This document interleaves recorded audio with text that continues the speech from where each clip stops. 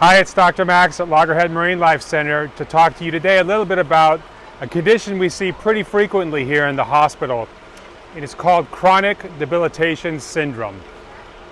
Now, chronic debilitation is something that includes a lot of different disease processes and involves life stages, all the life stages in most of the species that we encounter. But when the animals come in here for treatment, they generally feature very consistent clinical parameters. So the very first thing we notice with these patients is that they are chronically in a chronically starving state. So what does that mean? That means they haven't been able to eat and absorb nutrition for a very, very long time. And what we don't know is what the exact causes of the debilitation are. We suspect they might be related to things like disease, parasite infestation. There is some evidence of that. Ingestion of foreign objects, things floating in the ocean that they shouldn't be eating and that they mistaken from their normal food item. It could be a result of previous injury that healed in a manner that prevents them from actually ingesting their food items and getting that nutrition inside them. So a variety of reasons of why this condition might cause animals to go into a chronic starvation state. But when they come to us, they're in varying degrees of emaciation, of starvation. So what do we do about that? Well, the very first thing is when the animals arrive, they're in very, very poor condition typically. So they require exceedingly delicate handling, because even just the slightest wrong movement in handling them can cause devastating injury. That's how weakened their bodies are, how weakened their limbs and their tissues are, their shell, plastron, and carapace can be.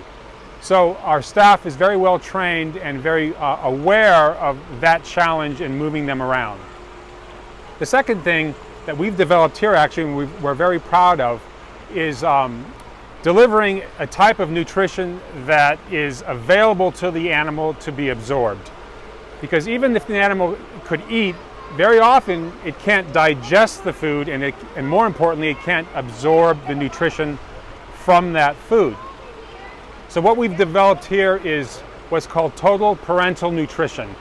It's a type of nutrition that's available in other veterinary species and in humans, but hasn't been developed in sea turtles until very recently here. So what that is nutrition that's delivered intravenously. So via a vein in the turtle directly via a needle in a very controlled fashion. That's done here in the indoor hospital, which is right next to us. And that can be administered several times a day, and very often it is. So the advantages of that are several-fold. First, we know the nutrition is getting delivered directly into the bloodstream of the turtle. So we know that it's gotten past the challenge of having it needing to be digested and absorbed. It's already in the building block stage in the bloodstream of the animal. So it's readily available for use. The TPN itself is fairly straightforward and fairly simple. It's made up of things that any one of us would need to survive. Fats, proteins, carbohydrates, vitamins, minerals, but in specialized concentrations that are important for sea turtles to grow and to thrive. The other advantage of delivering TPN is you know exactly how much nutrition is going into the animal. So from a medical point of view, it's important for us to be able to gauge and to track the type and the amount and the frequency of nutrition that they're getting. So we can track their health as a consequence.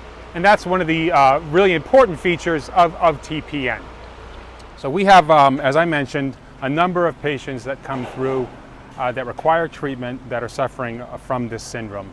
And today is an example of that. And I'm going to walk you through a little bit of the clinical course of two of our patients that have aspects of chronic debilitation, and you'll get to see kind of what I mean when I'm describing the different stages of the disease and the different types of treatments that we would employ to get the turtles healthy again and release them back to their ocean home.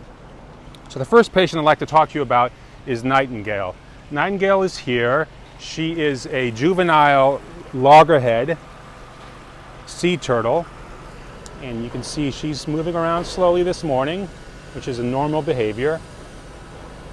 So she came in quite debilitated, and what I mean by that is that she was very lethargic.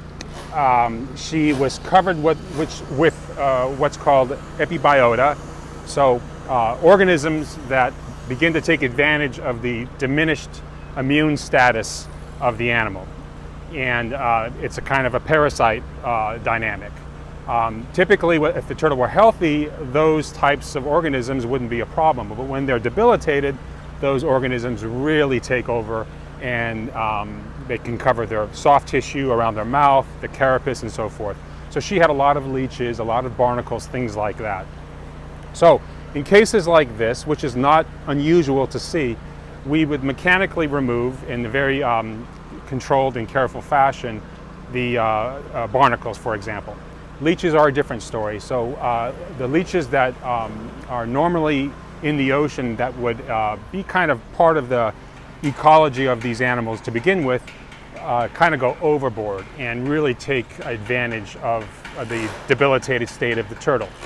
So the way we get rid of that is not mechanical removal. It's actually, we submerge the turtle for about 1 day, sometimes a little bit longer, in fresh water.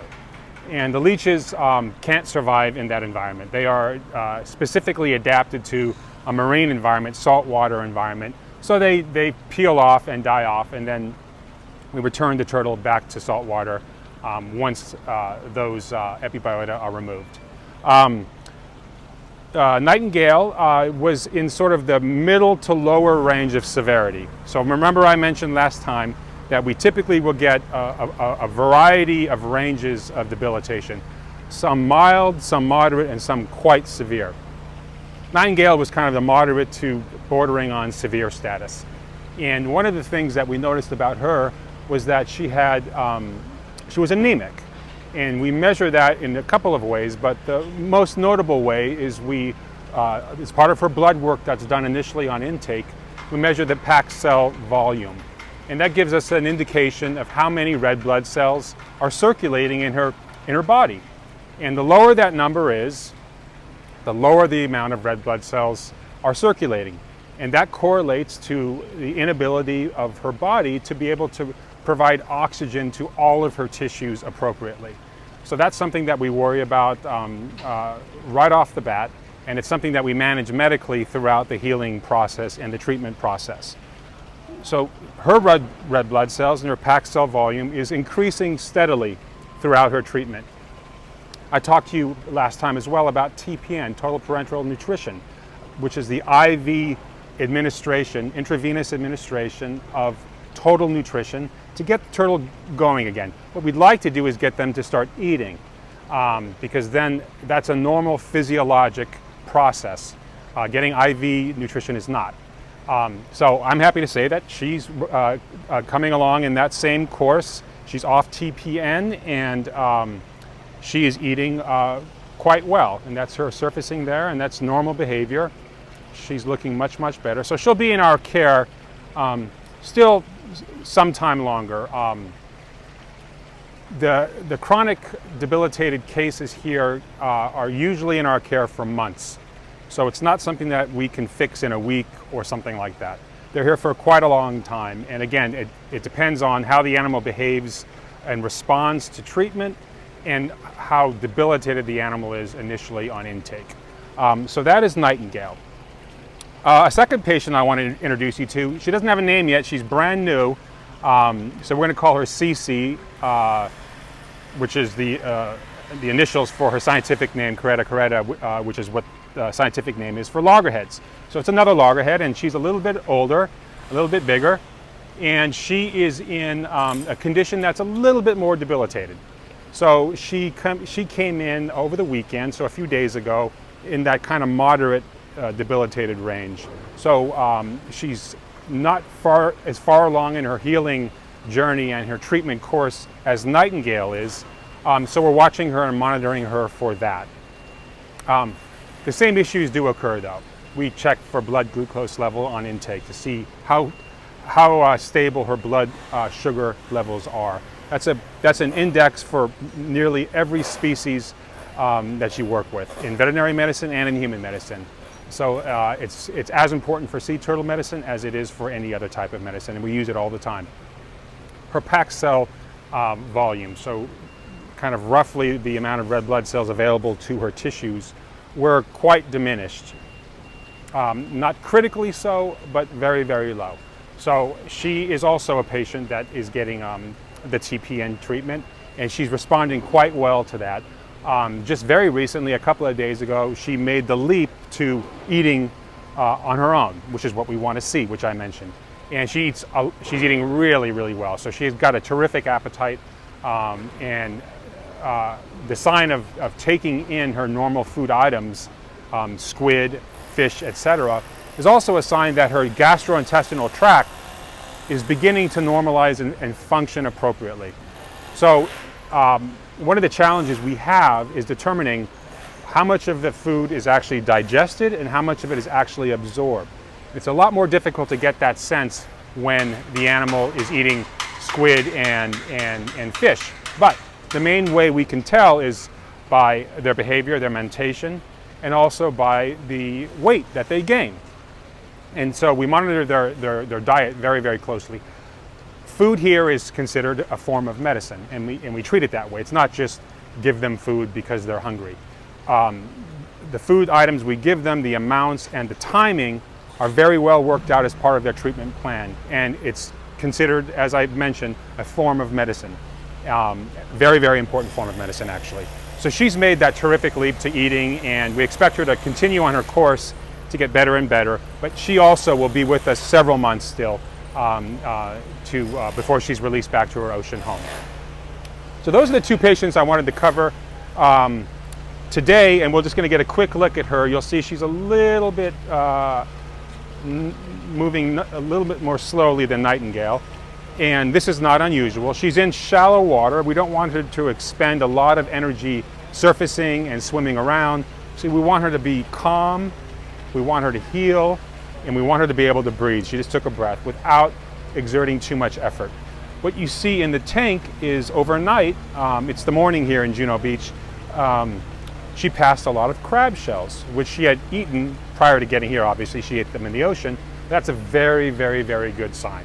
That means everything is in her treatment course is going as expected, and we're very, very hopeful. So her prognosis is good. Again, those are the two chronic patients, chronic debilitated patients out of several that we have here that I wanted to share and follow up from my first talk with you. So I hope you enjoyed it, and I will see you next time. Dr. Max at Loggerhead. Bye-bye.